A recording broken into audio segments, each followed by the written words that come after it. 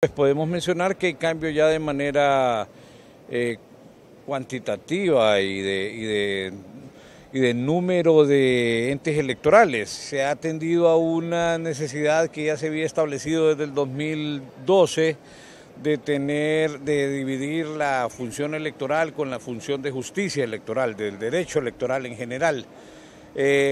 Las reformas electorales que el país necesita deben transitar por el hecho que le den respuesta a la sentencia lapidaria de la misión de observación de la OEA en el 2017.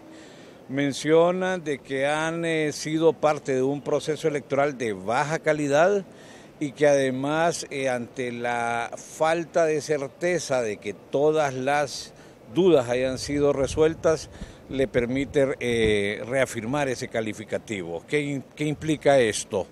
Que los diputados del Congreso Nacional de la República deben de inmediato proceder a buscar cómo el proceso electoral cumple con condiciones internacionales que definan elecciones democráticas, pero también auténticas, porque esos indicadores obviamente en el 2017 han quedado faltantes, han quedado rezagados, y el país pues necesita volver a un aspecto, como lo ha dicho la Conferencia Episcopal en su momento, de rehabilitar el sistema político electoral hondureño. Y entonces estos dos entes, estas nuevas personas que han sido nombradas ahí, tienen una enorme tarea, pero también tienen un enorme reto, y es volver a la credibilidad, que no va a pasar más que por el cumplimiento de, repito, los indicadores internacionales que definen cuando las elecciones son democráticas, pero sobre todo cuando son auténticas. Es decir, el problema no es de personas, no es de entidades, es de sistemas. Bueno, mire, el problema en Honduras es eventualmente porque es el único de los países del mundo que administra el día de las elecciones conjunto con los partidos políticos. Los partidos políticos son juez y parte en el tema de las mesas, pero no solamente en el tema de las mesas, en el tema preelectoral son los partidos políticos los que se encargan de minar el proceso.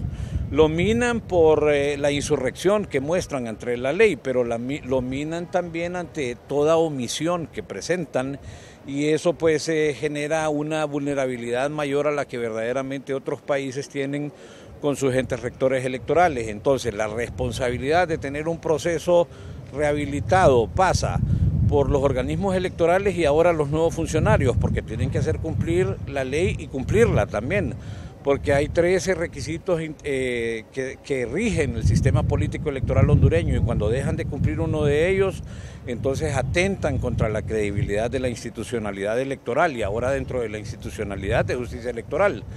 Y el otro tema es la responsabilidad que tienen los partidos políticos. Entonces, en este binomio que no ha hecho muy bien en los últimos años, necesitamos que vengan procesos de auditoría ciudadana y sobre todo de auditoría social. ¿Y quiénes van a hacer la auditoría social?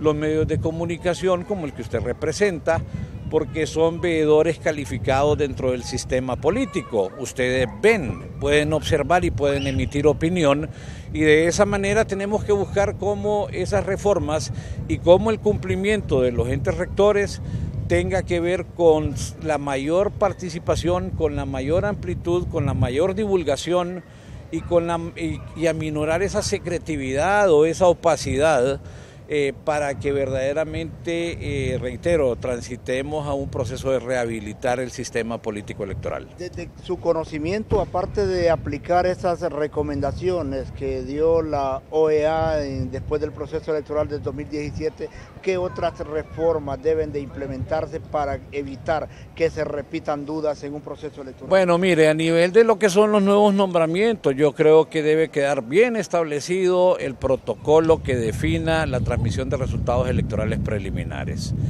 ¿Por qué digo esto? Porque no le hace bien a la democracia electoral del país que repitamos los procesos del 2005, cuando se declara un presidente de la República 2 horas después de cerrada de la votación, porque la transmisión de resultados electorales necesita en esas 2 horas ser consistente y al tribunal salir adelante, pero tampoco necesitamos que se repita el hecho del 2017.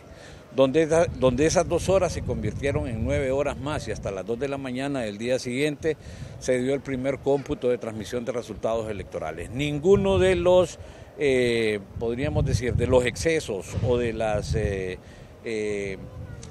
puntos lejanos sirve, y obviamente estos magistrados deben trabajar reconociendo que lo más importante que el partido político que puedan representar es la hondureñidad, de la cual 4 a 5 personas de cada 10 ha dicho en las últimas encuestas que no tiene ningún partido político.